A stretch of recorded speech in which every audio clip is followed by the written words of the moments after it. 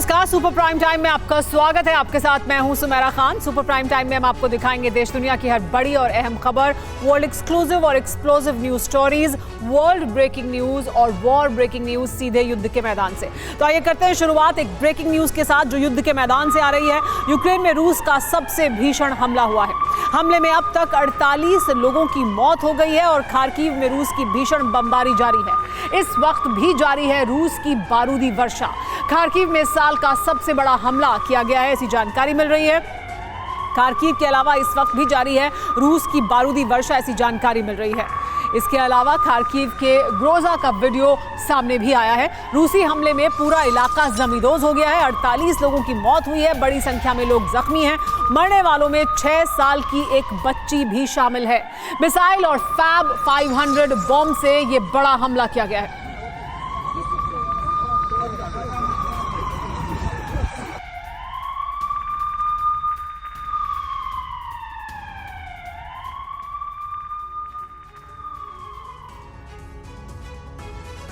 रूसी सेना के हमले तेज हो गए हैं और ये तो होना ही था। यूक्रेनी फोर्स ने रूस की धरती पर पहली बार सर्वनाश का जो नया अध्याय लिखा है, उसका परिणाम परमाणु विनाश होगा। इस बार यूक्रेन ने रूस के 5 इलाकों पर एक साथ ड्रोन और क्लस्टर बॉम्ब से अटैक किया और इसी के साथ युद्ध में वो हो गया जिसकी कल्पना किसी ने नहीं की थी। पुतिन का सबसे बड़ा सुरक्षा ढाल तबाह हो गया है। इसी के बाद से क्रेमलिन तिलमिलाया हुआ है। रूस में एटमी हमले की मांग तेज हो गई है। तो क्या पुतिन परमाणु प्रहार करेंगे? रूसी सेना की जो गतिविधियां हैं वो तो इसी तरफ इशारा कर रही हैं।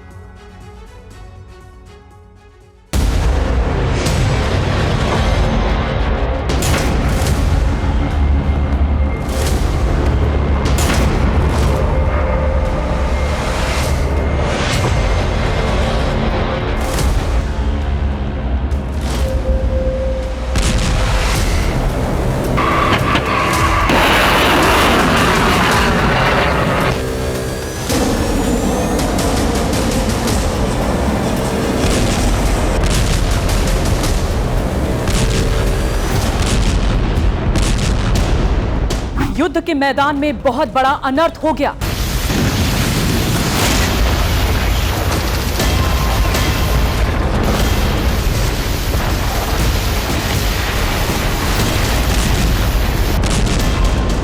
रूसी धरती पर सबसे बड़ा विध्वंस हो गया।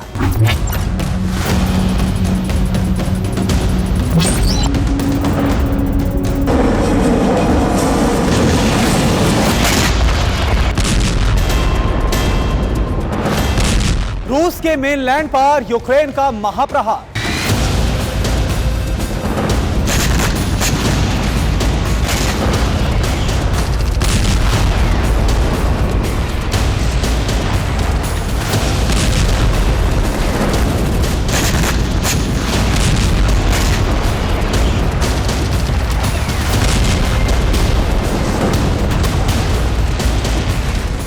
रूस के महाअस्त्र का हो गया संहार।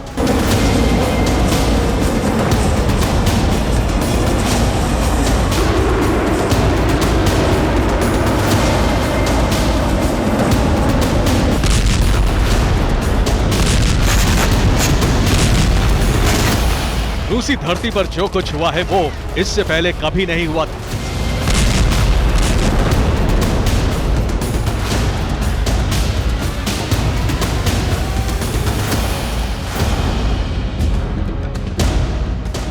जिस चीज की कल्पना करना असंभव था, रूस में वो हो गया है। यूक्रेन ने पहली बार रूसी मेनलैंड पर उसके सबसे बड़े और अभेद्य सुरक्षा कवच को जलाकर राख कर दिया।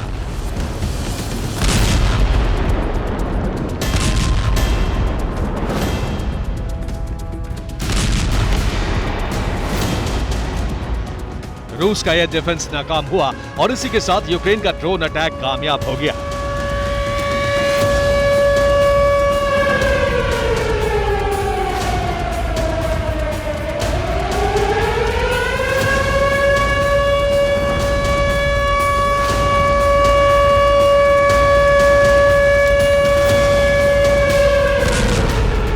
बेलगरोद में जिस तरह तबाही हुई है वो कल्पना से परे है।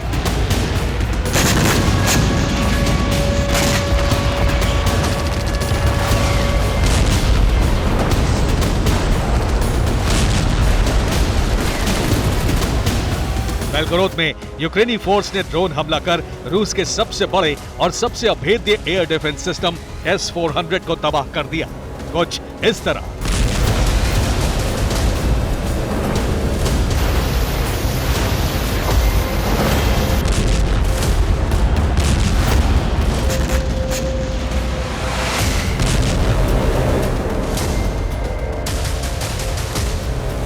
ये पहली बार है जब यूक्रेन के हमले में रूस की धरती पर उसका S-400 सिस्टम पूरा तहस नहस हो गया। इससे पहले जितने भी S-400 बर्बाद हुए थे वो रूसी कब्जे वाले क्रीमिया में हुए थे।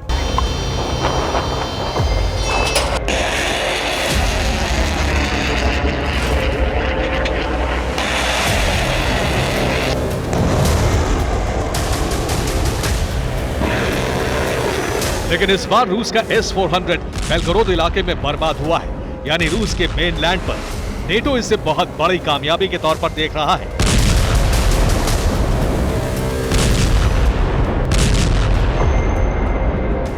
यूक्रेन इस कामयाबी का जश्न मना रहा है, तो मॉस्को इस तबाही से बुरी तरह से तिलमिला गया है।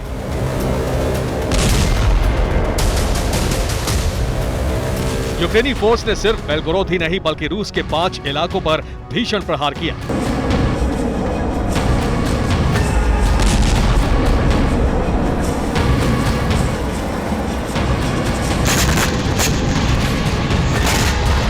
चौबीस घंटे के अंदर बेलगोरोद, कुर्स्क, ब्रियांस्क जैसे यूक्रेनी सीमा से सटे इलाकों में दर्जनों ड्रोन दागे गए।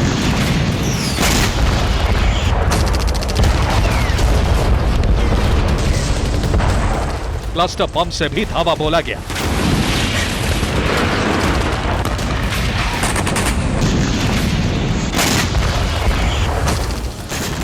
यूक्रेन के इस हमले में रूस के 5 इलाके पूरी तरह से दहल गए।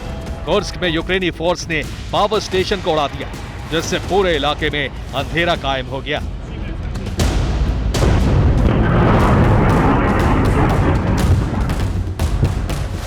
ज़ेलेंस्की सेना का यही वो भीषण प्रहार है जिसने परमाणु विनाश के खतरे को बहुत बढ़ा दिया है। रूसी सेना को हुए नुकसान से बुरी तरह से क्रोधित क्रेमलिन महाविनाश का एटमी रास्ता अपना सकता है।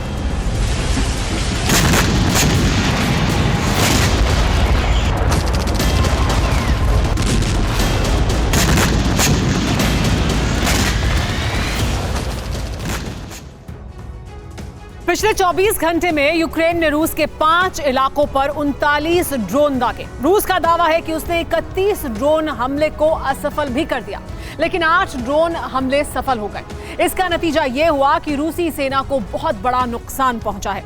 बेलगोरोद में रूसी सेना का एक S-400 पूरी तरह से जल गया है। यह पहली बार है जब रूस की धरती पर कोई S-400 बर्बाद हुआ है। इससे पहले यूक्रेनी फौज 7 S-400 को भस्म कर चुकी थी, लेकिन ये सभी क्रीमिया में तबाह हुए थे, यानी उस विवादित इलाके में जिस पर फिलहाल रूस का कब्जा है। तो इस तरह से अब तक रूस के कुल 8 S-400 तहस नहस हो चुके हैं। एक S-400 की कीमत करीब 5,000 करोड़ रुपए होती है। रूस के कुल 8 S-400 जल चुके हैं। इस लिहाज से रूसी सेना युद्ध में 40,000 करोड़ रुपए का S-400 गंवा चुकी है अभी तक। बेलगोरोद के अलावा कुर्स्क में भी यूक्रेन फोर्स ने ड्रोन और क्लस्टर बॉम्ब से हमला किया। कुर्स्क में रूस का पावर स्टेशन तबाह हो गया, जिसमें इलाके में ब्लैकआउट भी हो गया। ब्रियांस्क में यूक्रेनी प्रहार से रूस के न सिर्फ 2 सैन्य ठिकाने बल्कि कई हथियार भी बर्बाद हो गए। वोरोनिश में यूक्रेनी सेना ने 3 ड्रोन से अटैक किया। हमले में कई इमारतें ध्वस्त हो गईं। तुला में यूक्रेन ने रूस के कमांड पोस्ट को टारगेट किया। इस हमले में 21 रूसी सैनिकों के मारे जाने की रिपोर्ट सामने आई है।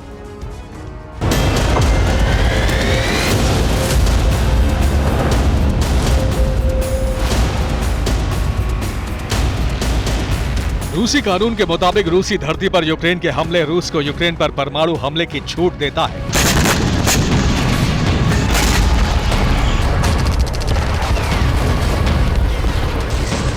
ऐसे में परमाणु विनाश की संभावना बहुत बढ़ गई है। पुतिन के आदेश के बाद रूसी सेना परमाणु हमले की तैयारियों में जुट गई है।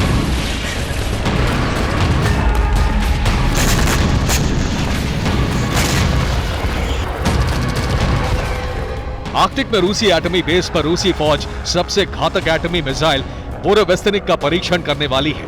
ये परमाणु क्रूज मिसाइल है जिसकी रेंज 22,500 किलोमीटर है। वो रेंज जिसकी जद में अमेरिका का हर शहर आ जाता है।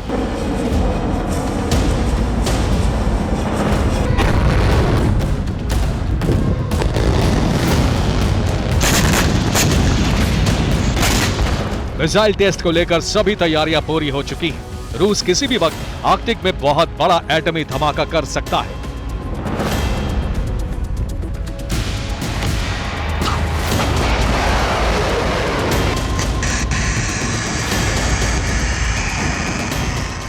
रूस सिर्फ परमाणु मिसाइल का टेस्ट ही नहीं करने जा रहा, बल्कि उसने एटमी युद्ध की पूरी तैयारी भी कर ली है। यूक्रेन समेत नेटो को सबक सिखाने के लिए पुतिन की पलटन ने पूरे रूस में एटमी वॉर एक्सरसाइज की।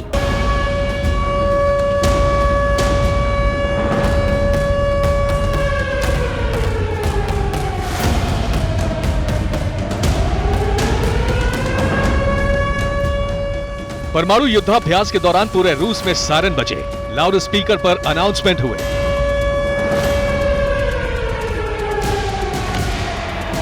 इसके साथ ही रूस के आम लोगों को एटमी युद्ध के दौरान क्या करना है क्या नहीं, इसकी भी ट्रेनिंग दी गई। सड़क से लेकर बाजार और स्कूल तक लोगों को मास्क पहनाया गया जो एटमी रेडिएशन से बचाता है।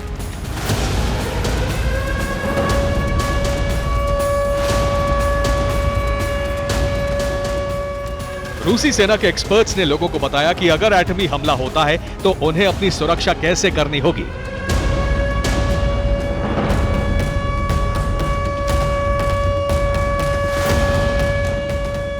रूस के इन्हीं परमाणु गतिविधियों के बाद आशंका है कि पुतिन सेना अब जल्द ही एटमी युद्ध आरंभ कर सकती है। शायद इसीलिए सबसे पहले रूसी नागरिकों को ऐसे हालात से निपटने की ट्रेनिंग दी गई।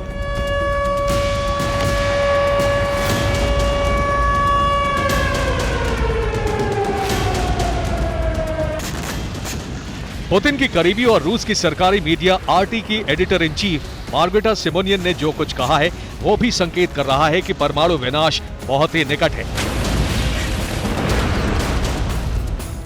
सिमोनियन ने पश्चिमी देशों पर हमला करने की मांग की है। सिमोनियन ने कहा कि रूस को पश्चिमी देशों की उन फैक्ट्रियों पर एटमी हमला करना चाहिए जहां आईफोन और आईपैड बनते हैं। ऐसा करने से पश्चिमी देश 30 साल पीछे हो जाएंगे। सिमोनियन ने यह भी ऐलान किया कि नेटो देश तब तक यूक्रेन को मदद देना बंद नहीं करेंगे जब तक उन्हें एटमी अटैक कर दहलाया नहीं जाएगा। सिमोनियन ने कहा कि रूस को साइबेरिया में परमाणु परीक्षण करना चाहिए, तभी पश्चिमी देश भयभीत होंगे। हालांकि क्रेमलिन के प्रवक्ता दिमित्री पेस्कोव ने कहा है कि यह सिमोनियन का निजी बयान है। फिलहाल रूस का ऐसा कोई प्लान नहीं है। रूसी जमीन पर हमले के बाद चीन भी भड़क गया है। उसने वर्ल्ड वॉर की धमकी दी है। चीन ने अपना रुख साफ कर दिया है और कहा है कि पश्चिमी देशों की वजह से ही तीसरे विश्व युद्ध की आग भड़केगी।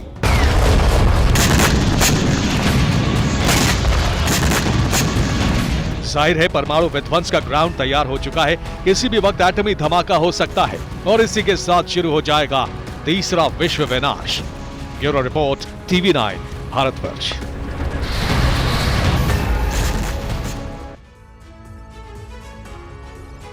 और इस वक्त की बड़ी खबर आ रही है खेरसौन से। खेरसौन में भी रूस ने शुरू की है बमबारी। खेरसौन के बारिसोलोव में भीषण तबाही हुई है। रूसी बमबारी में अस्पताल की इमारत पूरी तरह से ध्वस्त हो गई। हमले में कई स्वास्थ्यकर्मी जख्मी हुए हैं। मलबे में कई मरीजों के दबे होने की आशंका भी जाहिर की जा रही है।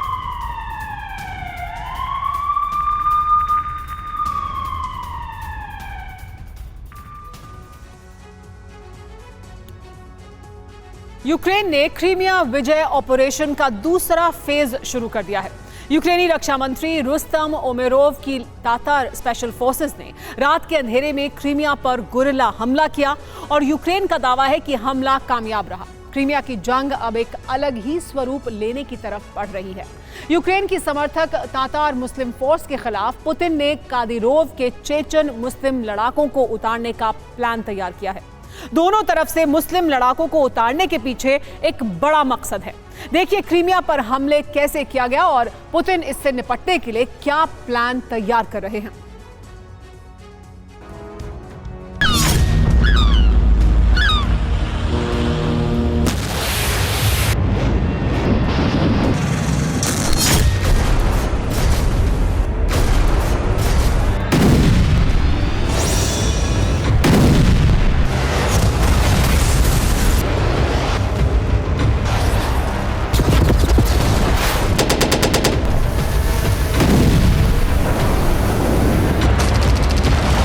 यूक्रेन की ऑपरेशन क्रीमिया विजय का दूसरा चरण शुरू हो चुका है।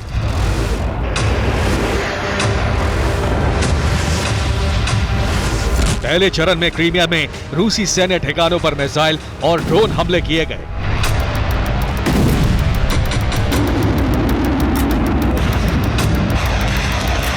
यूक्रेन ने रूस की ब्लैक सी फ्लीट को निशाना बनाया, उसके युद्धपोत और सबमरीन तबाह कर दिए।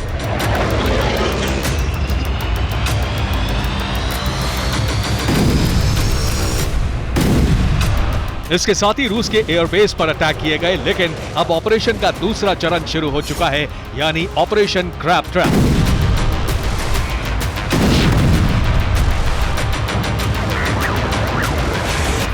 सत्ताईस सितंबर की सुपर प्राइम टाइम रिपोर्ट में ही TV9 भारतवर्ष ने बताया था कि यूक्रेन क्रीमिया पर तिहरे हमले की तैयारी कर चुका है। यूक्रेन के कब्जे वाले ओडेसा पोर्ट से क्रीमिया की तरफ USV यानी समुद्री ड्रोन भेजे जाएंगे, जो रूस के ब्लैक सी फ्लीट पर हमला करेंगे। यहां से ब्लैक सी फ्लीट और क्रीमिया पर हमला करने के लिए यूक्रेन के छोटे युद्धपोत और सैनिकों से भरे रबर बोट भेजे जाएंगे। रबर बोट से आने वाले जवान क्रीमिया के सैन्य ठिकानों पर गुरिल्ला हमला करेंगे। दो बाजुओं के साथ साथ केकड़े के मुंह की तरह हमला बीच से भी किया जाएगा, यानी खेरसॉन से क्रीमिया की तरफ यूक्रेनी सेना के जवानों को आर्टिलरी सहित हमले के लिए भेजा जाएगा। 27 सितंबर को TV9 भारतवर्ष ने क्रैब ट्रैप की डिटेल दिखाई थी और 4 अक्टूबर को ऑपरेशन का दूसरा चरण शुरू कर दिया गया।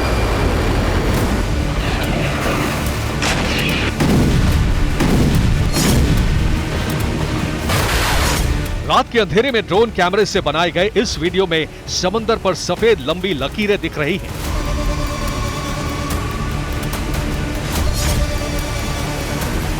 ये क्रीमिया की तरफ बढ़ती यूक्रेनी नाव है।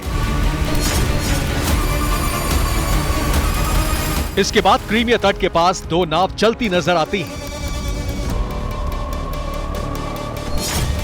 इसके बाद 4 जेट स्की नजर आते हैं और यूक्रेन के जवान उन्हें धकेलते हुए तट पर ले जाते नजर आते हैं।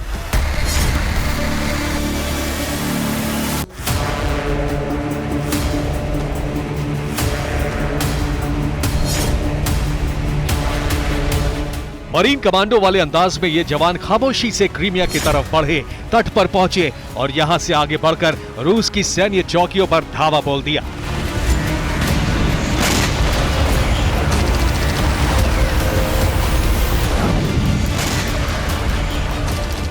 ये यूक्रेन के क्रीमिया विजय ऑपरेशन क्रैब ट्रैप का दूसरा चरण है।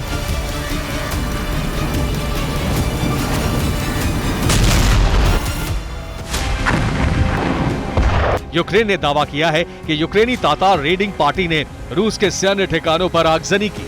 रूस के कई सैनिक गोलीबारी में मारे गए। यूक्रेन के एक तातार कमांडो को रूस ने पकड़ लिया। यूक्रेन की रेडिंग पार्टी के जवान भी मारे गए, लेकिन अचानक हुए हमले से रूस को बड़ा नुकसान उठाना पड़ा है।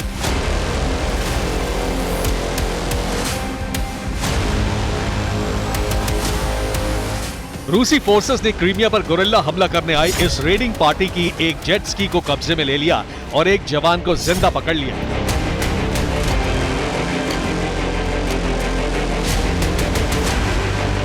पकड़े गए जवान ने अपना नाम अलेक्जेंडर लुबोस बताया है। यूक्रेन की तातार फोर्सेस के इन जवानों ने केप तारखानकोट से क्रीमिया के रूसी सैन्य ठिकानों पर हमला किया। यूक्रेन के ये जवान लंबा सफर करके क्रीमिया तक पहुंचे। यूक्रेन के मरीन कमांडो और तातार फोर्स ने डेन्यूब डेल्टा के विल्कोव शहर से समंदर में नाव उतारी। एक रबर बोट और 5 जेट रोकी पर सवार होकर 16 से ज्यादा सैनिकों की टीम विल्कोव में रवाना हुई। इस टीम ने कुल 357 किलोमीटर का समुद्री सफर तय किया। इसके बाद यूक्रेन की गुरिल्ला फोर्स क्रीमिया के केप तारखानकोट क्षेत्र के तट पर पहुंची। यहां से यूक्रेन की तातार फोर्स टीम रूस के अलग अलग सैन्य ठिकानों पर हमला करने के लिए रवाना हो गई। रूस की सेना के साथ इनकी सीधी जंग हुई। 3 यूक्रेनी सैनिक मारे गए और एक को जिंदा पकड़ लिया गया। खबर यह है कि क्रीमिया में अभी भी 13 यूक्रेनी सैनिक छिपे हुए हैं। ये सैनिक रूसी सैन्य ठिकानों पर फिर से हमला कर सकते हैं।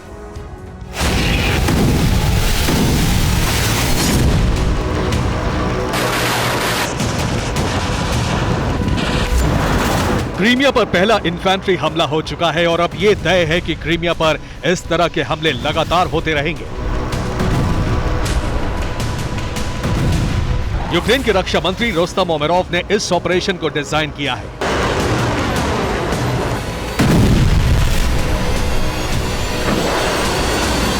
रोस्तम ओमेरोव तातार मुस्लिम हैं। तातार मुस्लिम क्रीमिया में रहते थे। रूसी कब्जे के बाद बड़ी तादाद में तातार ने क्रीमिया छोड़ दिया। तातार मुस्लिम समुदाय यूक्रेन का समर्थक है। रोस्तम ओमेरोव ने तातार लड़ाकों के और यूक्रेनी फोर्सेस के कमांडो की टुकड़ियां तैयार की हैं। तातार लड़ाकों को मातृभूमि क्रीमिया विजय का अभियान सौंपा गया है।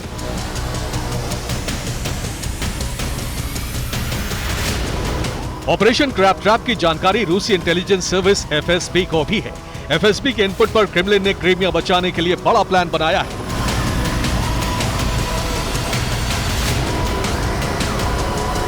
रूस ने क्रीमिया की रक्षा के लिए चेचन और वैगनर की फोर्स बनाई है। इसके साथ ही समंदर और हवा से भी हमलों की तैयारी कर ली गई है।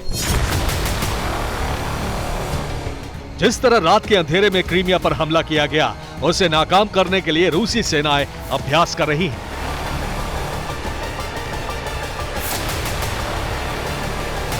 रूसी सेना की पैराट्रूपर्स यूनिट रात के अंधेरे में मास लैंडिंग का अभ्यास कर रही है।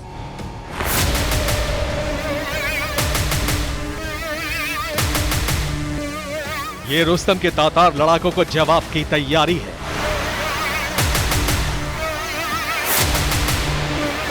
इसके साथ ही पुतिन ने दो पुराने और कारगर तरीकों से क्रीमिया को बचाने की रणनीति तैयार की है।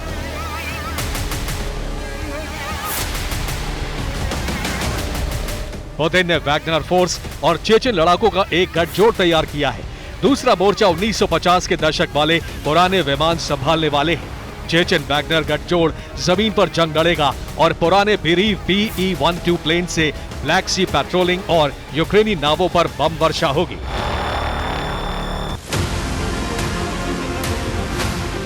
अट्ठाईस सितंबर को ही रमजान कादिरोव की राष्ट्रपति पुतिन के साथ क्रेमलिन में मुलाकात हुई थी और उसी दिन वैगनर प्रमुख आंद्रे त्रोशेव भी पुतिन से मिले। इसी बैठक में तय हो गया कि येवगेनी प्रिगोजिन के बेटे को क्रीमिया बचाने की जिम्मेदारी दी जाएगी। पुतिन ने दो बैठकों में क्रीमिया मोर्चे की जिम्मेदारी अपने दो वॉरलॉर्ड को सौंप दी, लेकिन प्लान इतना ही नहीं है।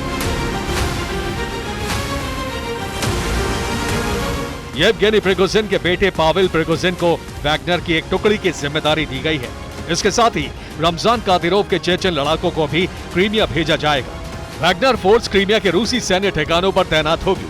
चेचन मुस्लिम लड़ाकों को तातार मुस्लिम फोर्स के सामने उतारा जाएगा। पुतिन का प्लान है क्रीमिया में चेचन मुस्लिम बनाम तातार मुस्लिम की जंग छेड़ना। पुतिन क्रीमिया की जंग को मुस्लिम धर्म युद्ध का रंग देना चाहते हैं ताकि मुस्लिम देशों का जंग में समर्थन मिल सके। तालिबान के 500 से ज्यादा लड़ाके पहले ही पुतिन सेना के साथ जंग लड़ रहे हैं। अब पुतिन इस जंग को जिहाद की शक्ल देकर मुस्लिम देशों से समर्थन हासिल करने की कोशिश में है। Bureau report TV9 Bharatvarsh.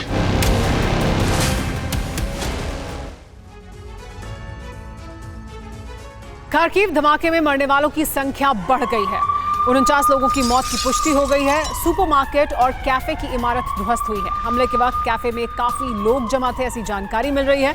मरने वालों की संख्या और बढ़ने की आशंका जाहिर की जा रही है।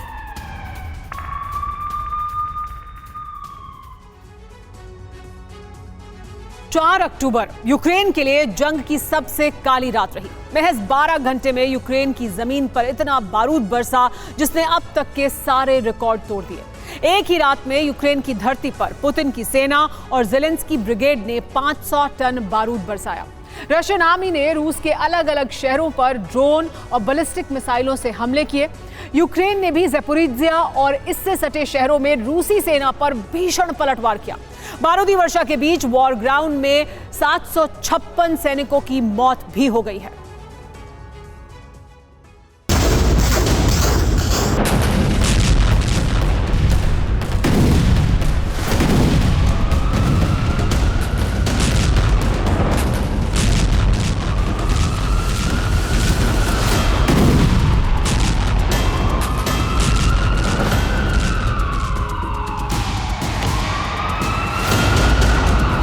500 टन बारूद,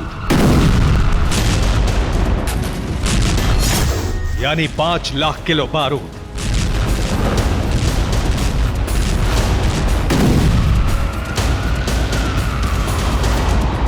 वो भी महज एक रात में।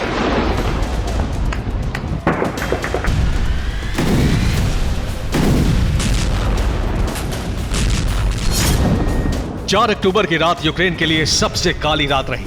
एक ही रात में यूक्रेन की धरती पर इतना बारूद बरसा जिसकी कल्पना शायद ही कभी किसी ने की थी।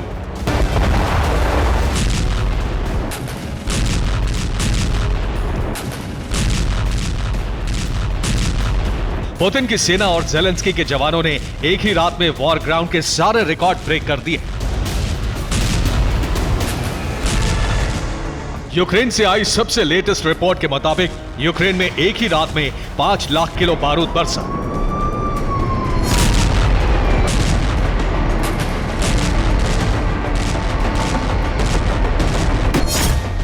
निप्रोपेट्रोव्स्क, पोल्टावा, किरोवोग्राद, विनिका, खार्किव, यूक्रेन के ये वो इलाके हैं जहां रूस ने बीती रात 100 से ज्यादा ड्रोन गिराए।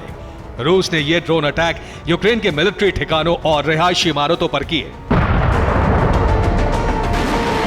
रूस के हमलों ने कितनी भीषण तबाही मचाई, जरा इन तस्वीरों से समझिए। ये हमले के बाद आज सुबह की तस्वीरें हैं। निप्रोपेट्रोव्स्क के निकोपोल में चारों तरफ मलबा बिखरा है, हर तरफ तबाही और बर्बादी के निशान हैं। रूसी हमलों में यहां 10 से ज्यादा रिहायशी इमारतें तबाह हो गईं। वहीं बिजली की कई लाइनें भी हमले की चपेट में आईं।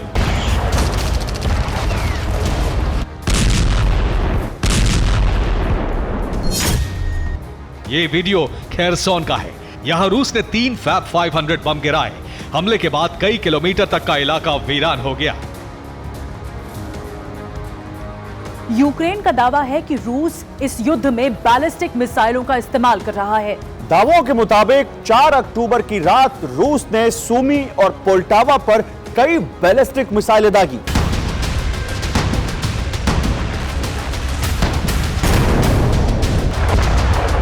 रूस के ये विध्वंसक हमले आज सुबह भी जारी रहे। रूस ने यूक्रेनी सेना में आर्टिलरी और रॉकेट लॉन्चर से जबरदस्त तबाही मचाई।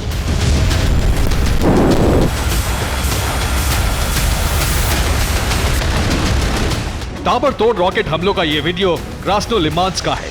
यहां रूस ने ग्रैड रॉकेट लॉन्चर से हमला कर यूक्रेन की कई चौकियां तबाह कर दी।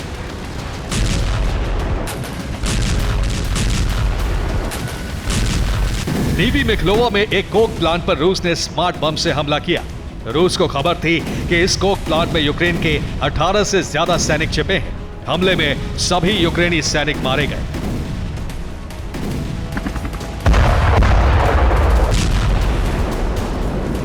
डोनेस्क में भी रूस ने यूक्रेन पर कई भीषण हमले किए हैं। जबरदस्त धमाके का यह वीडियो पश्चिमी डोनेस्क का है, जहां रूस ने यूक्रेन का एक हथियार डिपो तबाह कर दिया। डोनेस्क के नोवो मिखाइलोव्का में भी रूस ने बड़ा अटैक किया। यहां ड्रोन और आर्टिलरी के जरिए रूस ने यूक्रेन के कई हथियार तबाह कर दिए।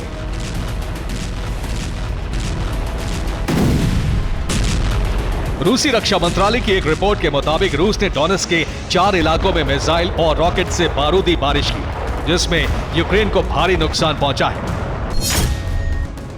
डोनेस्क में बीते 24 घंटे में यूक्रेन के 185 सैनिकों की मौत हो गई। 3 बख्तरबंद वाहन रूस ने नष्ट कर दिए। 2 सैन्य वाहन तबाह हो गए। अमेरिका से मिली 5 M777 आर्टिलरी सिस्टम भी रूस के हमलों में स्वाहा हो गई।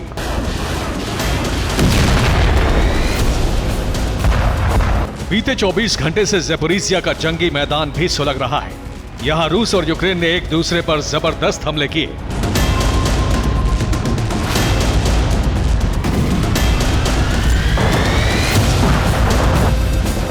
ये वीडियो वर्बोव की है, जहां रूस ने ट्रेंच में छिपे यूक्रेनी ठिकानों पर ड्रोन से बम गिराए। यहां रूस ने यूक्रेन की कई आर्टिलरी भी तबाह कर दी।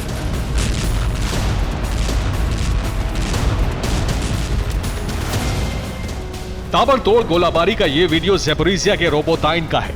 यहां रूस ने यूक्रेन की एक पोस्ट पर हमला कर उस पर कब्जा कर लिया। ये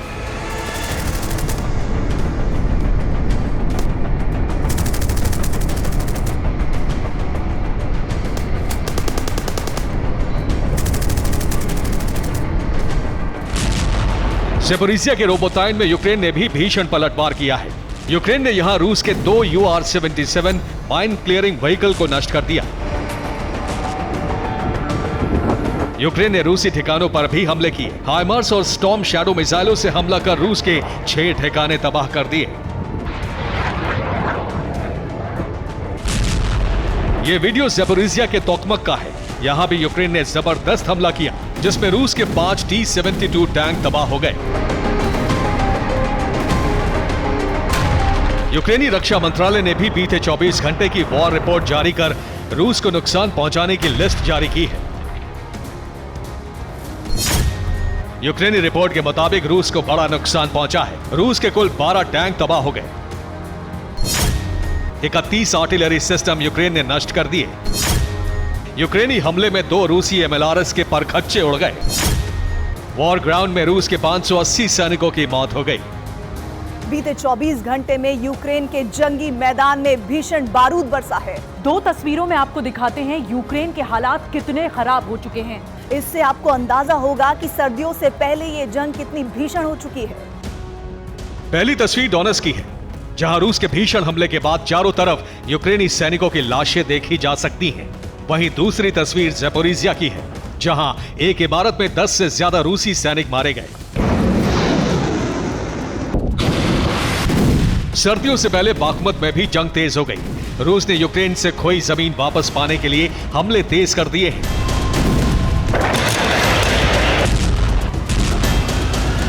जबरदस्त धमाके का यह वीडियो बाखमुत के क्लिश्चिवका का है, जहां यूक्रेन ने 3 दिन पहले ही एक हथियार डिपो बनाया था। रूस ने एयर स्ट्राइक कर उसे तबाह कर दिया। बाखमुत में कुल 7 जगहों पर रूस ने जबरदस्त हमले किए। इन हमलों में यूक्रेन के 100 से ज्यादा सैनिकों के मारे जाने की खबर है।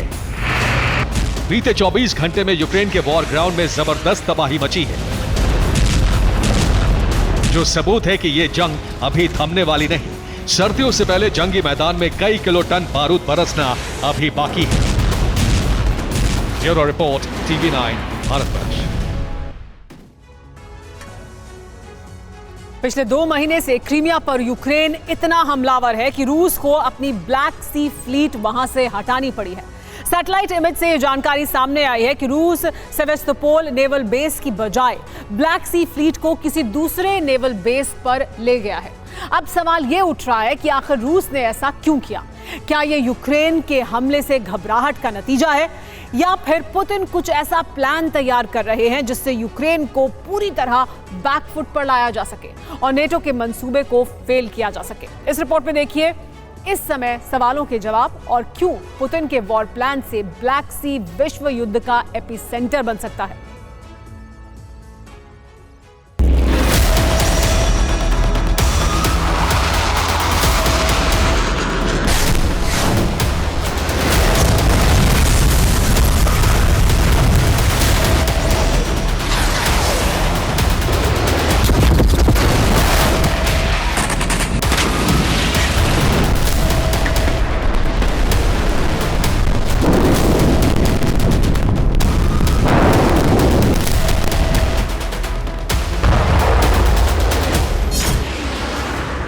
क्रीमिया पर यूक्रेन ने इतना बारूद बरसाया कि रूस का हौसला पस्त होने लगा।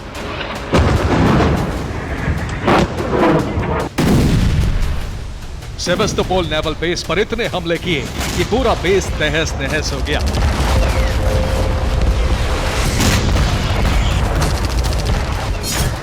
आसमान से ड्रोन और मिसाइल अटैक, समंदर से सी ड्रोन से हमला। पिछले महीने से ऐसे हालात हो चले हैं कि रूस को अपने नेवी बेड़े को वहां से हटाना पड़ रहा है। रूस अब अपने जहाजों, सबमरीन समेत पूरी ब्लैक सी फ्लीट को सेवेस्तोपोल से हटाकर दूसरी जगह भेज रहा है, जिसमें से बड़े जहाजों को क्रास्नोदर के नोवरोसिस्क में भेजना शुरू कर दिया है, जबकि छोटे जहाजों को फियोडोसिया में भेजा जा रहा है। The Bell online news portal ने इससे जुड़ी एक सैटेलाइट इमेज जारी की है, जिसमें डिप्लॉयमेंट साफ दिखाई दे रहा है। सैटेलाइट इमेज नोवरोसिस्क नेवल बेस की है, जो सदर्न रशिया में पड़ता है। नेवल बेस पर दिख रहा है कि वॉरशिप और सबमरीन के अलावा छोटे शिप भी मौजूद हैं। बताया जा रहा है कि सैटेलाइट इमेज 1 और 2 अक्टूबर की है। इस पहली तस्वीर में 3 सबमरीन दिखाई दे रही हैं, जिसमें Kilo class PR-636, Natya class, Sorum class PR-745P दिख रही है। ये दूसरी सैटेलाइट इमेज है जिसमें एडमिरल मकारोव वॉरशिप, एडमिरल एसन, क्राइवेक क्लास एडमिरल लेदनवाई खड़े दिखाई दे रहे हैं।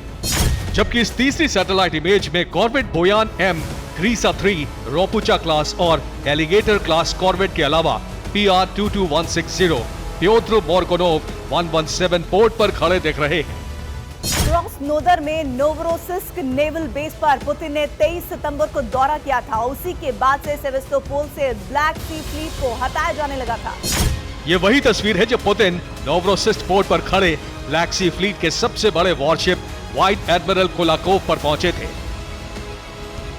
जो सैटेलाइट इमेज सामने आई है उसके मुताबिक ये 1 और 2 अक्टूबर की बताई जा रही है, यानी रूस ने करीब करीब पूरी फ्लीट को शिफ्ट कर दिया है। अब सवाल उठ रहा है कि रूस ने अचानक से ब्लैक सी फ्लीट को शिफ्ट करने का फैसला क्यों लिया।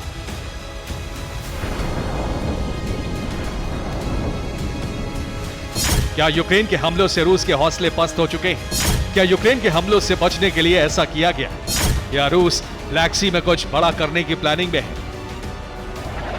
दरअसल ये बात भी सही है कि यूक्रेन के हमलों में सेवेस्तोपोल को बहुत ज्यादा नुकसान हुआ है, लेकिन इसका मतलब ये नहीं कि रूस बैकफुट पर आ गया है। दरअसल पुतिन ब्लैक सी में कुछ ऐसा करने वाले हैं जिससे ब्लैक सी फिर से वॉर जोन बनने जा रहा है। हो सकता है तीसरे विश्व युद्ध का एपिसेंटर भी बन जाए।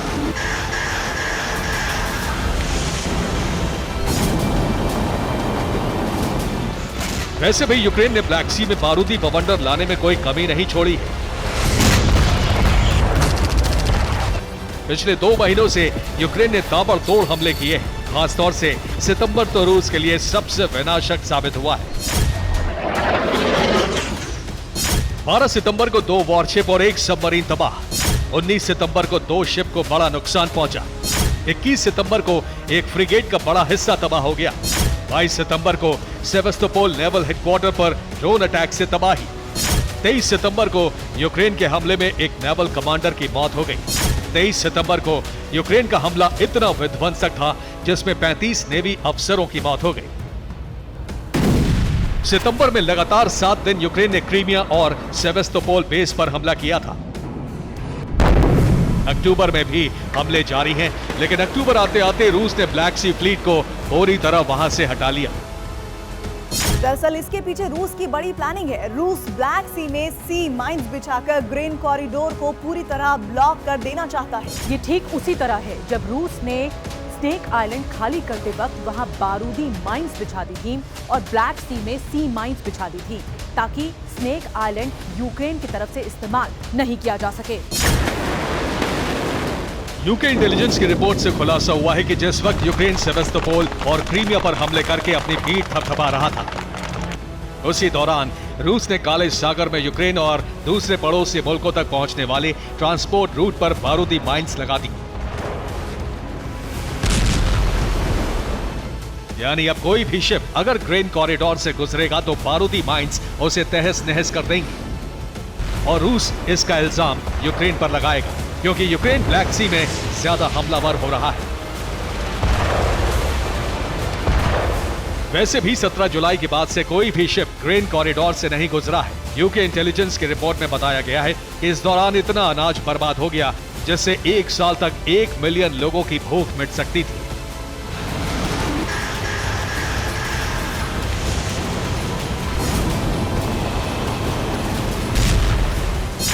यानी पुतिन अन्न का संकट पैदा करके दबाव बनाना चाहते हैं जिससे यूक्रेन सरेंडर पर मजबूर हो जाए और इसके लिए माहौल यूरोप के वो देश बनाए जो इस वक्त रूस के खिलाफ हैं।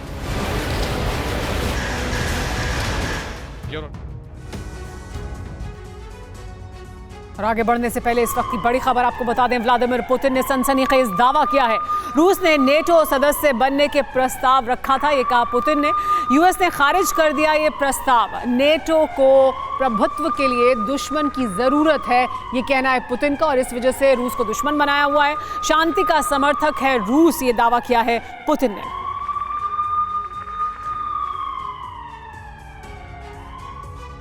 जब देश युद्ध से घिरा हो तो शासकों के परिवारों को बड़ा संभल कर चलना होता है, लेकिन यूक्रेन में ऐसा नहीं हो रहा है। पहले हथियारों में भ्रष्टाचार के आरोप और अब यह खबर है कि राष्ट्रपति की पत्नी ने करोड़ों के गहने खरीदे हैं।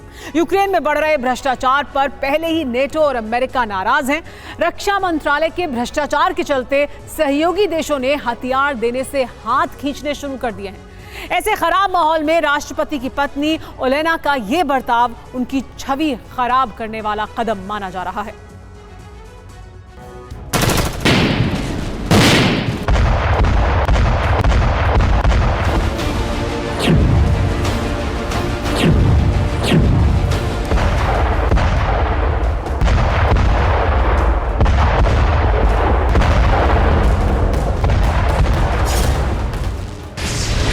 यूक्रेन के जवान युद्ध में खून बहा रहे हैं। यूक्रेन के सहयोगी देश युद्ध में डॉलर बहा रहे हैं।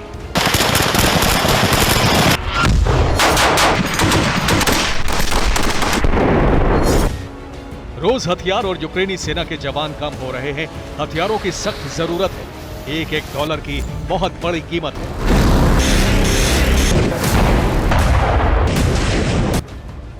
यूक्रेन के राष्ट्रपति वोलोदिमीर ज़ेलेंस्की रोज शाम को जवानों का जोश बढ़ाने वाला भाषण जारी करते हैं।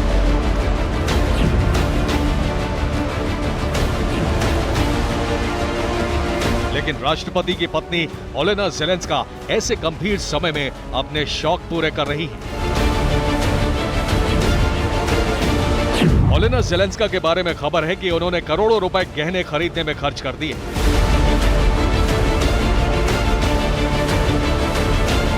19 सितंबर को वोलोदिमीर ज़ेलेंस्की पत्नी ओलेना ज़ेलेंस्का के साथ न्यूयॉर्क गए थे। दोनों ने अंतर्राष्ट्रीय बिरादरी से यूक्रेन के संघर्ष के लिए समर्थन मांगा, लेकिन इसी दौरे पर ओलेना का आभूषण प्रेम उमड़ पड़ा।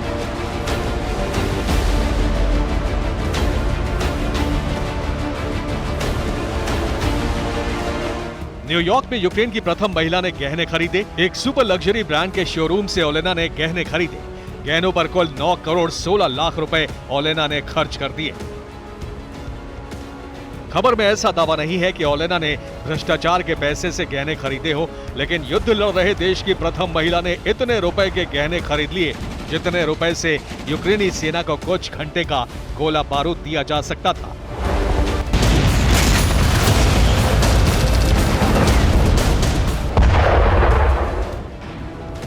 यूक्रेन पर पहले ही भ्रष्टाचार के गंभीर आरोप लग चुके हैं। यूक्रेन सरकार में हो रहे भ्रष्टाचार से सहयोगी देश भी नाराज हैं, क्योंकि सहयोगी देश अपनी सुरक्षा दांव पर लगाकर रूस को हराने के लिए यूक्रेन की मदद कर रहे हैं, लेकिन अब उनके पास भी हथियार नहीं बचे हैं। सितंबर में वॉर्सो सिक्योरिटी फोरम समिट हुई। इसमें नेटो सैन्य समिति के चेयरमैन एडमिरल रॉब वॉर ने भाषण दिया। वॉर ने कहा कि यूरोपीय देशों को हथियारों का प्रोडक्शन बढ़ाना होगा। कई यूरोपीय देशों ने कहा कि हम रक्षा बजट बढ़ा चुके हैं, हथियारों का प्रोडक्शन बढ़ाने में समय लगेगा। ब्रिटेन ने बैठक में कहा कि नेटो के हथियार घट चुके हैं।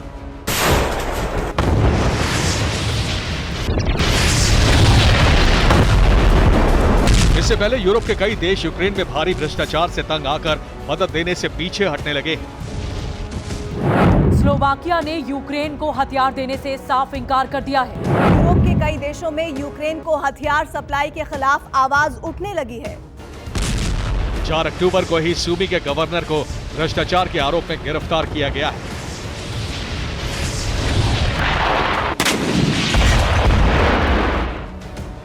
यूक्रेन में भ्रष्टाचार के मुद्दे पर बाइडेन प्रशासन ने इंटीग्रेटेड कंट्रीज स्टडी नाम की एक रिपोर्ट तैयार की। 22 पेज की इस रिपोर्ट में भविष्य की योजनाएं लिखी गईं। इसके साथ ही एक शीर्षक बनाया गया, यूक्रेन में उच्च स्तर पर भ्रष्टाचार। इस शीर्षक के नीचे लिखा गया है, यूक्रेन में भ्रष्टाचार अमेरिकी मिशन के लिए घातक है। भ्रष्टाचार के चलते यूरोपीय देश मदद देने से पीछे हट सकते हैं। कई यूरोपीय देश इस बारे में पहले से जानते थे। अब उनके सामने सवाल यह है कि जब यूक्रेनी नेता अपनी जेब भरने में लगे हो तो यूक्रेन को हथियार देकर अपनी सुरक्षा खतरे में क्यों डाली जाए। यूक्रेन भी इन हालात को भांप चुका है और अब स्वदेशी हथियार बनाने की तरफ बढ़ रहा है। यूक्रेन अब यूरोप में हथियार बनाने वाली कंपनियों के साथ करार कर रहा है। यूक्रेन ने जर्मनी और ब्रिटेन की कंपनियों के साथ करार करके होवित्जर बनाने की तैयारी शुरू कर दी है। यूक्रेन के दामन पर संकट काल में भ्रष्टाचार करके जेब भरने का दाग लग चुका है और देर सवेर इसका खामियाजा उसे जंग में भुगतना होगा। Bureau report, TV9 Bharat. और आगे बढ़ने से पहले इस वक्त की बड़ी खबर जो युद्ध के मैदान से आ रही है वो खार्किव से है। खार्किव हमले पर बड़ा अपडेट सामने आया है। मरने वालों की संख्या 50 हो गई है। रूस ने स्कंदर मिसाइल से बड़ा हमला किया। मरने वालों में 6 साल की एक बच्ची भी शामिल है, ऐसी जानकारी मिल रही है। मिसाइल और फैब 500 बॉम्ब से बड़ा हमला किया गया है। स्कंदर मिसाइल का इस्तेमाल किया गया है। एक बच्ची के मारे जाने की जानकारी भी सामने आ रही है।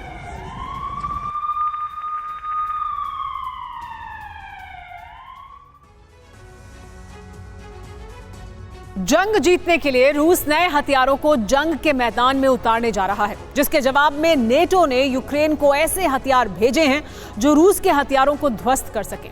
दोनों तरफ से विध्वंसक हथियार आने से सर्दियों में जंग महाविनाशक होने के आसार नजर आने लगे हैं, क्योंकि वॉर जोन में ऐसे हथियार पहली बार सामने आए हैं। इस रिपोर्ट में देखिए वो हथियार कौन से हैं जिनसे तबाही का नया दौर शुरू होने जा रहा है।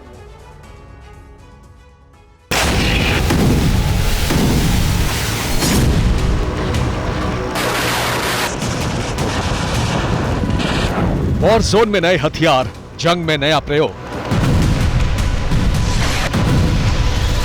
हथियारों की नई खेप, युद्ध का विध्वंसक चैप्टर।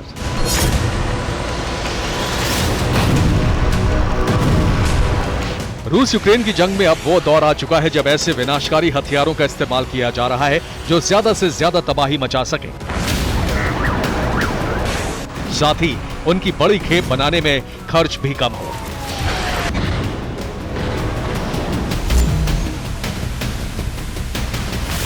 ब्रिटेन लगातार यूक्रेन को हथियार पहुंचा रहा है। अब उसने एक ऐसा ड्रोन बनाया है जो टॉर्पीडो दाग सकता है। आपको बता दें, टॉर्पीडो सबमरीन से दागे जाते हैं।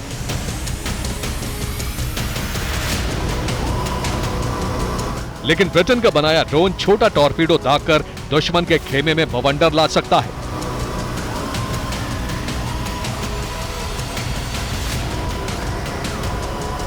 T-600 नाम का ड्रोन खास तौर से समुद्र में हमले के लिए इस्तेमाल किया जा सकता है। एंटी सबमरीन 200 पेलोड क्षमता का ड्रोन एक साथ 2 टॉर्पीडो दाग सकता है। इसकी स्पीड 90 किलोमीटर प्रति घंटे है, जबकि इसकी रेंज करीब 85 किलोमीटर है।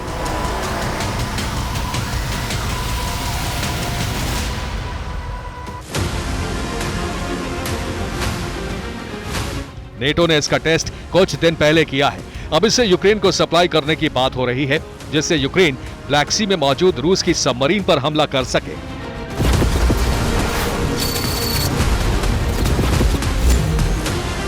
एंटी सबमरीन ड्रोन के अलावा ब्रिटेन ने एक एडवांस शॉर्ट रेंज मिसाइल भी बनाई है, जिसका इस्तेमाल यूक्रेन लगातार कर रहा है। मिसाइल का नाम AIM-132 है। हाल ही में इसका वीडियो भी यूक्रेन ने जारी किया, जिसमें टारगेट पर AIM-132 मिसाइल सटीक वार करती दिख रही है।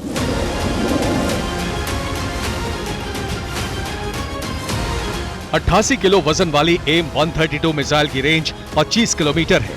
ये कम ऊंचाई पर उड़ने वाले ड्रोन और फाइटर जेट को तहस नहस करने में सक्षम है।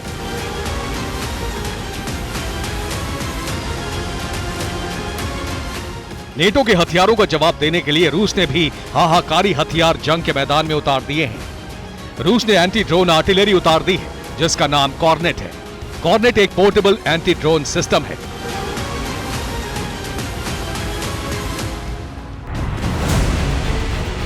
इसकी रेंज 10 किलोमीटर है। सेमी ऑटोमेटिक लॉन्चर से एक बार में 8 मिसाइलें लॉन्च की जा सकती हैं। ये TB2 ड्रोन के अलावा हल्के और कम ऊंचाई पर उड़ने वाले ड्रोन को खाक में मिला सकता है।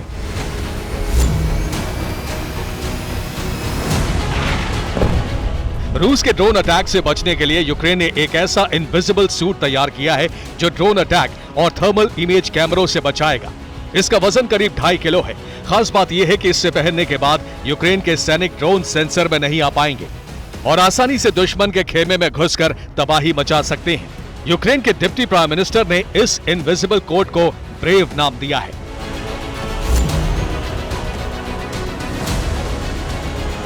दूसरी तरफ समंदर में कॉम्बैट ऑपरेशन के लिए रूस ने स्टालिन काल का बॉम्बर जंग के मैदान में उतार दिया है। इसकी खासियत है कि ये दुश्मन के सी ड्रोन को निशाना बना सकता है, क्योंकि ये कुछ वक्त के लिए पानी पर भी तैर सकता है।